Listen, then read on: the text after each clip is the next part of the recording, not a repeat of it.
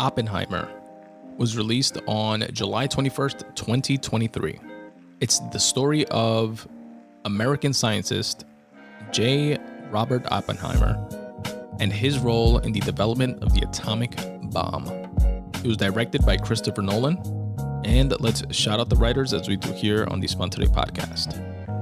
It was written by Christopher Nolan, Kai Bird, and Martin Sherwin. Shout out to each of those writers. This movie was great.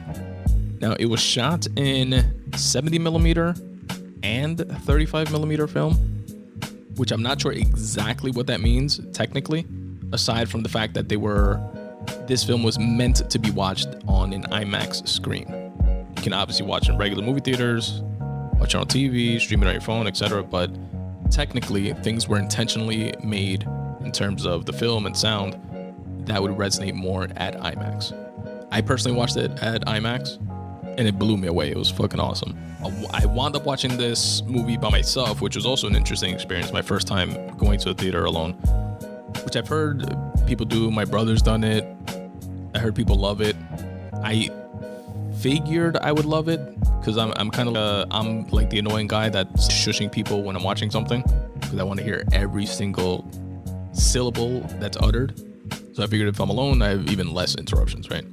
But I had planned to watch it with my best friend Steven. Weeks in advance, we got the tickets, and this dude calls me literally the day of, like, yo, I gotta cancel. I'm like, oh shit, what happened? He was like, oh, I'm at the airport, I'm about to go to South Beach. Like, this motherfucker. But I guess, South Beach or a movie theater, probably not a tough decision to make. But I had these tickets already. I really wanted to see the movie, so I wound up going dolo and giving it a shot. And it was a weird experience. You kind of feel like a loser walking in, by yourself with no date. But then you realize there's a bunch of people that are alone, especially in the middle of the day. It was, I think, like a 2:00 showing or something like that in the afternoon, like an idle Tuesday or Wednesday, whenever it was.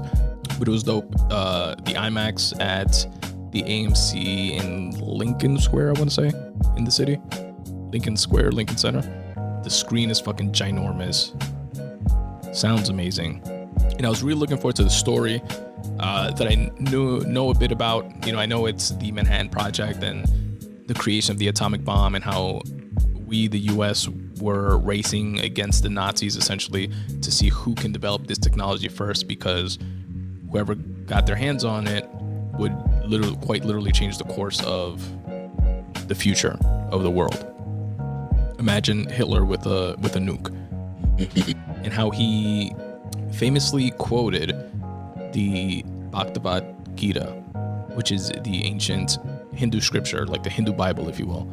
And he said, I'm going to paraphrase, something to the effect of, I have become death, destroyer of worlds. That was his impression after creating the atomic bomb. I guess, coming to terms with the fact that he definitely changed the course of history. But in the movie, it chronicles this brilliant physicist, J. Robert Oppenheimer, played by Cillian Murphy, which did a phenomenal job. And they kind of made him seem, toast of the town, a gregarious kind of physicist. That was a bit of a play. Had a wife, women on the side, ex-wives. I don't know how historically accurate all that is, but again, in the movie, that's how he's depicted. It was really interesting how open to different ideas he was interested, or he was rather, and how even in that time he would go to communist party meetings. This is back in the 1940s when the Red Scare was the big thing and people were being locked up just for having, being suspected of being communists. And he would go just to learn and pick up on it and just grab, ideas of what he thought was good, it was bad. And so there was this double-edged sword with the American government kind of watching him and thinking that he might be a communist or at least a double agent or of some sort. But his brilliance, he was the guy. He was bar none the most brilliant physicist. If someone was going to be able to devise this atomic bomb, it would be him. So the US kind of had to thread that needle in terms of their suspicions about him versus what he could do for the country. And I love stories that are told in retrospect. So it begins with him having this kind of deposition in front of attorneys and the government, but in this very remote, closed, it just looks like a small classroom in school.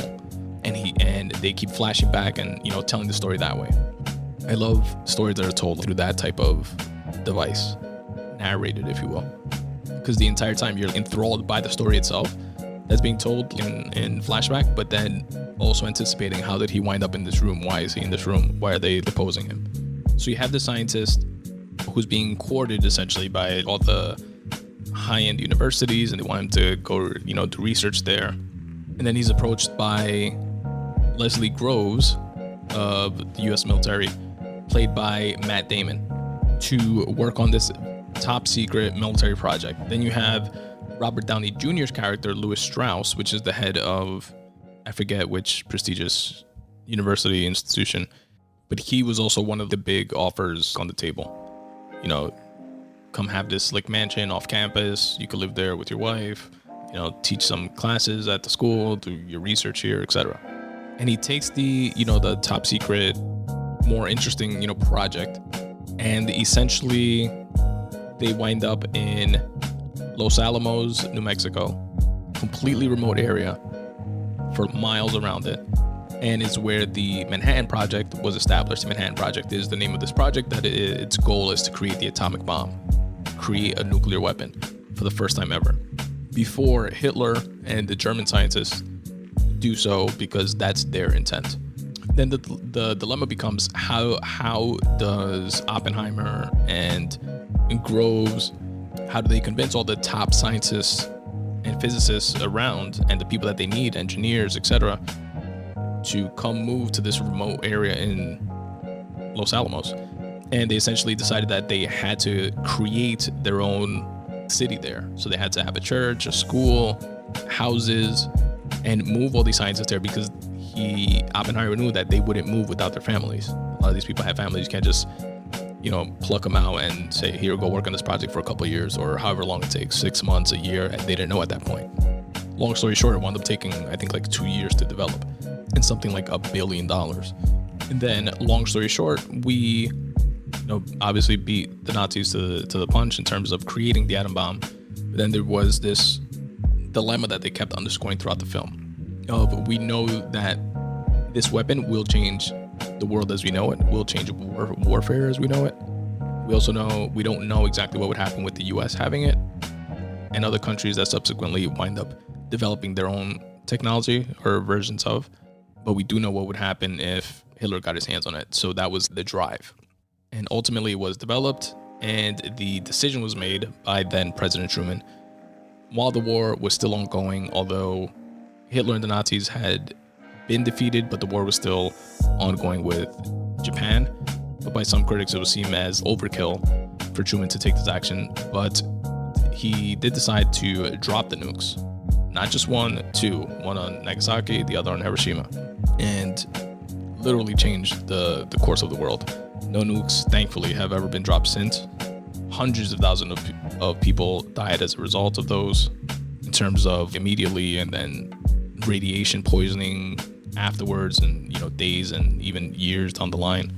So it's definitely a heavy movie in that sense, but amazingly made, and a great historical story to know.